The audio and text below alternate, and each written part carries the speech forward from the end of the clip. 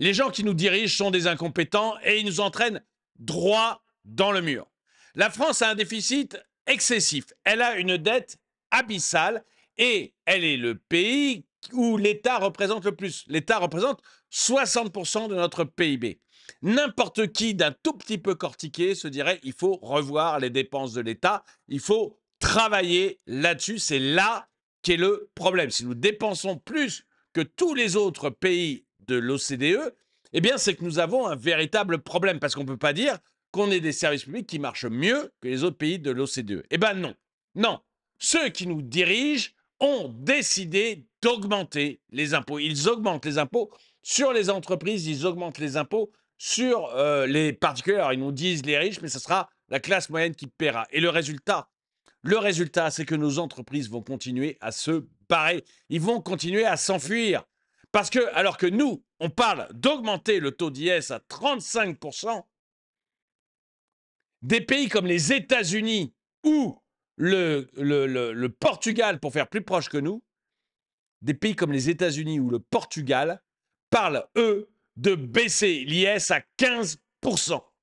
Bonjour et bienvenue dans cette nouvelle vidéo de DME en direct. Comme toujours, si vous n'êtes pas abonné, je vous suggère de le faire et de cliquer sur la cloche pour être prévenu lorsque je sors une nouvelle vidéo. Et allez sur la boutique de la chaîne, vous allez sûrement trouver un truc qui vous plaît.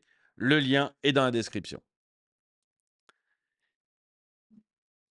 Je suis impressionné par le niveau de nullité ou la peur de nos hommes politiques, la peur de ne pas être réélu, la peur de ne pas pouvoir avoir encore profité un petit peu encore de ce gâteau merveilleux qui est d'être responsable politique en France. Vous savez, c'est là où vous en croquez le plus de très très loin.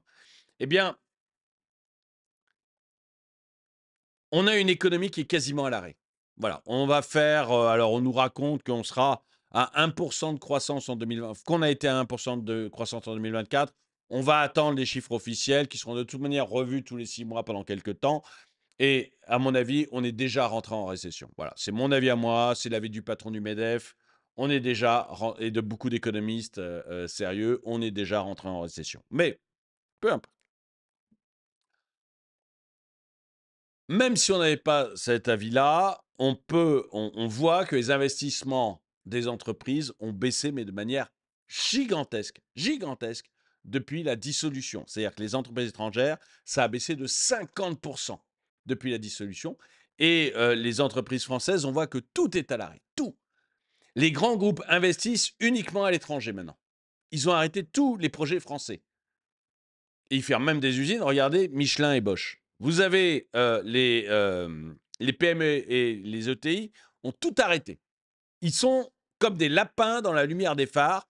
Ils ne bougent plus. Plus rien ne bouge en France.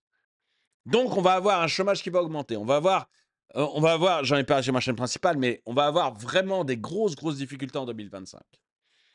Et la réaction de nos hommes politiques, au lieu de se dire, ça y est, on est allé trop loin là, maintenant il faut vraiment qu'on fasse machine arrière et qu'on retape toutes les dépenses de l'État pour revenir à quelque chose de sérieux, leur réflexe, c'est de dire, on va augmenter l'impôt sur les grandes entreprises.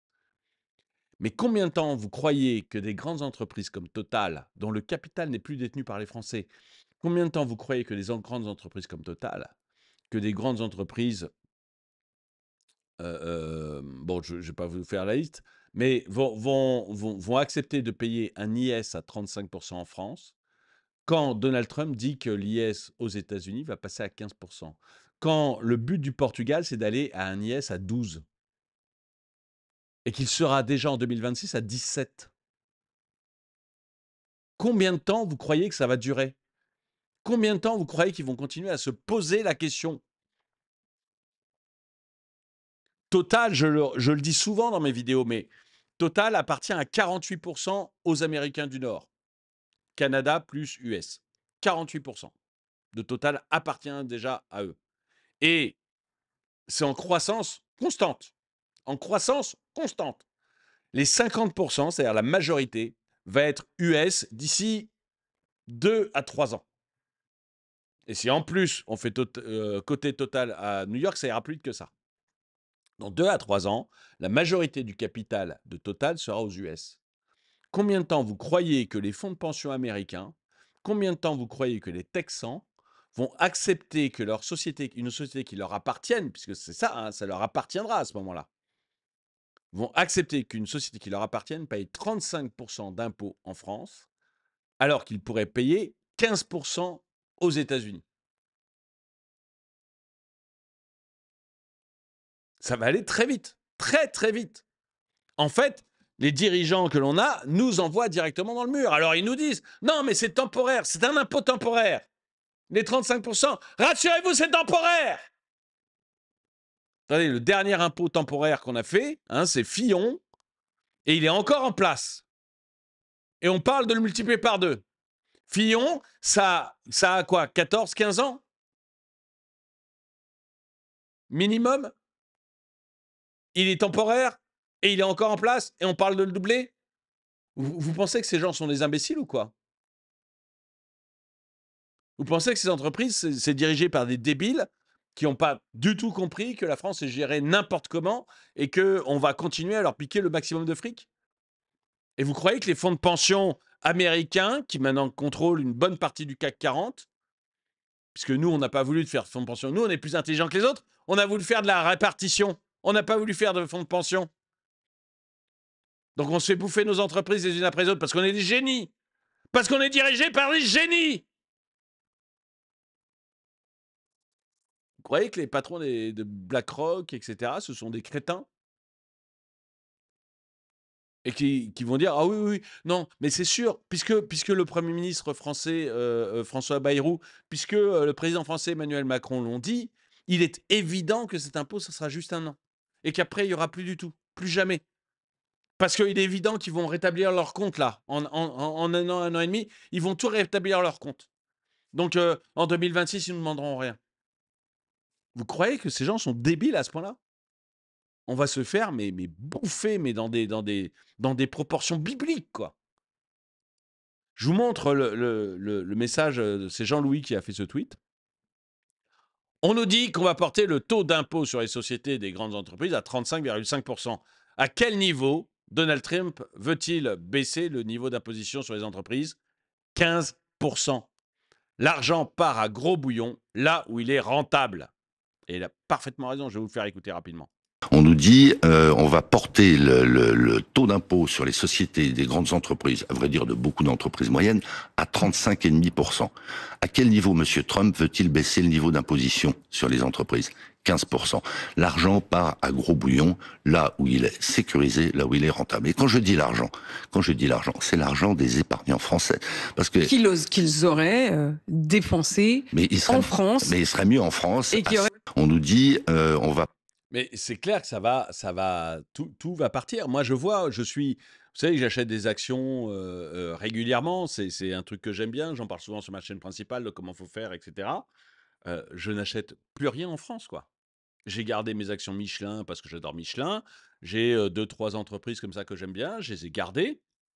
Mais tous mes nouveaux investissements sont quasiment à 90% aux États-Unis.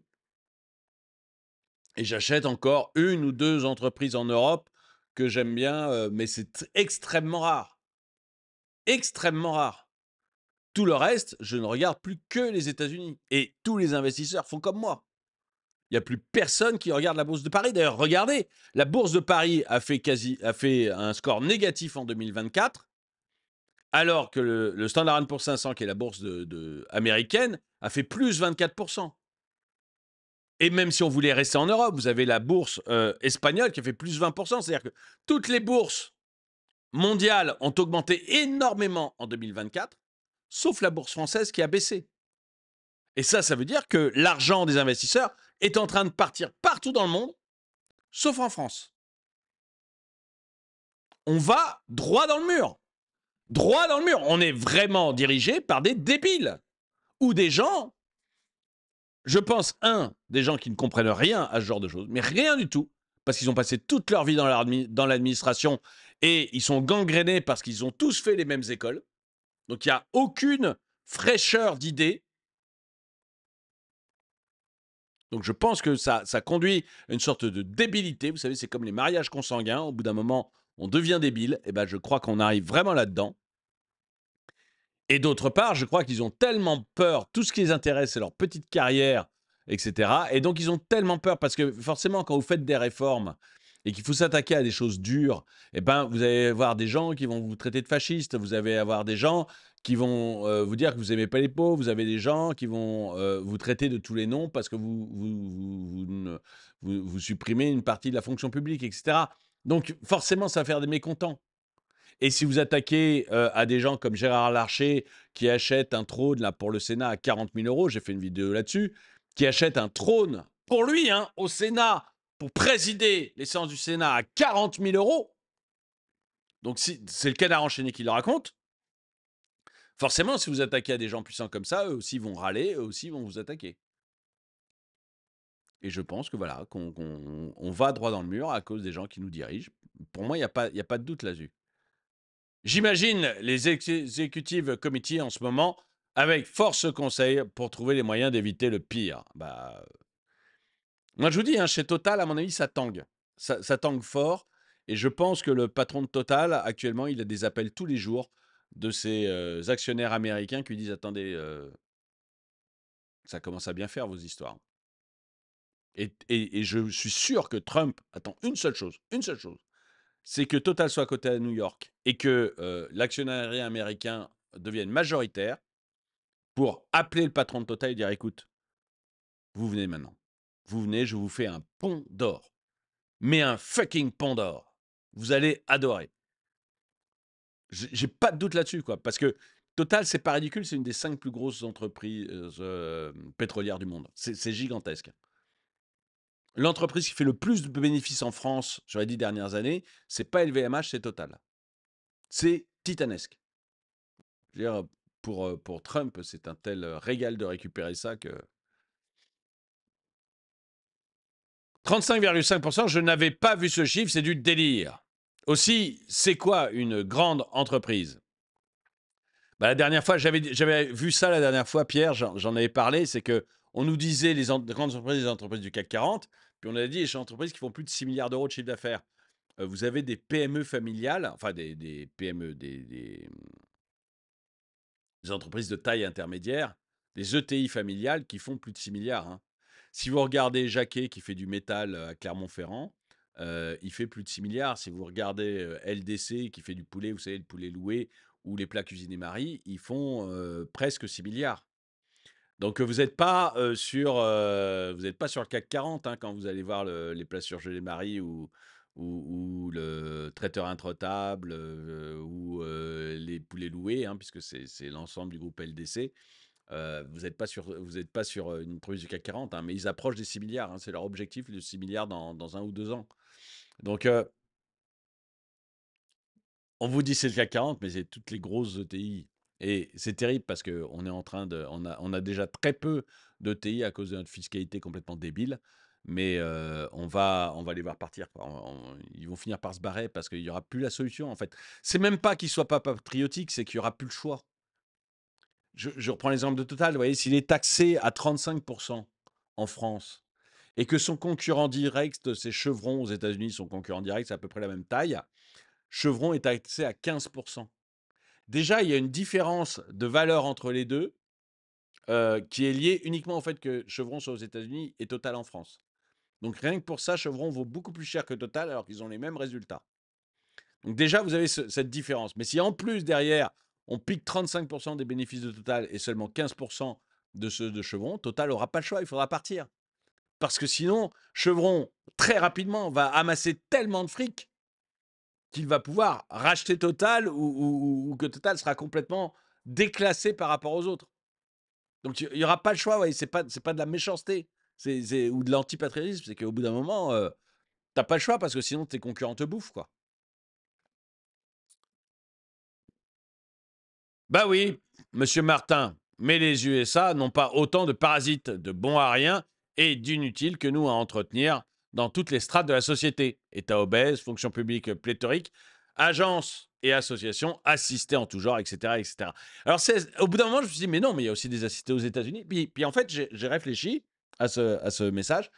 Non, mais en fait, il a raison parce que la dépense publique en France, c'est 60% du PIB, quasiment. La dépense publique aux États-Unis, c'est 37% du PIB. Donc même si, et ils veulent le réduire à 30, c'est-à-dire que eux, nous, on va prendre plus d'argent, il n'y a pas de problème d'être à 60%, on va aller piquer plus d'argent. Ça, c'est la réflexion de nos gouvernants. Aux États-Unis, ils sont à 37 et ils veulent passer à 30. C'est-à-dire que leur idée, c'est de dire non, on va supprimer plein d'agences pour faire maigrir un peu l'État et permettre au secteur privé d'avoir plus de place.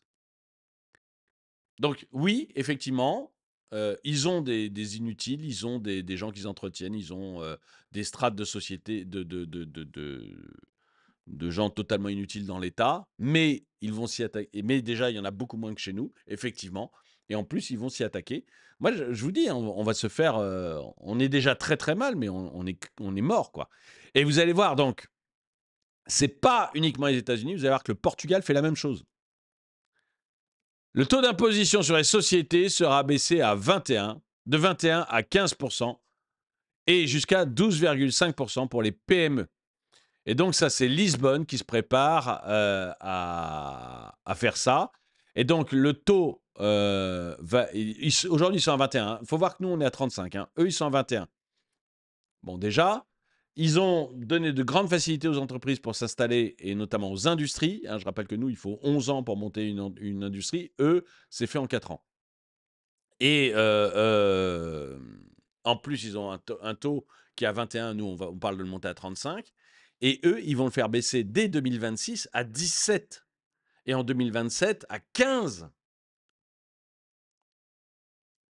Je veux dire, même en Europe, ils vont nous massacrer, quoi. C'est impressionnant. Vous avez l'Italie. L'Italie, le budget de cette année, c'est une baisse d'impôts.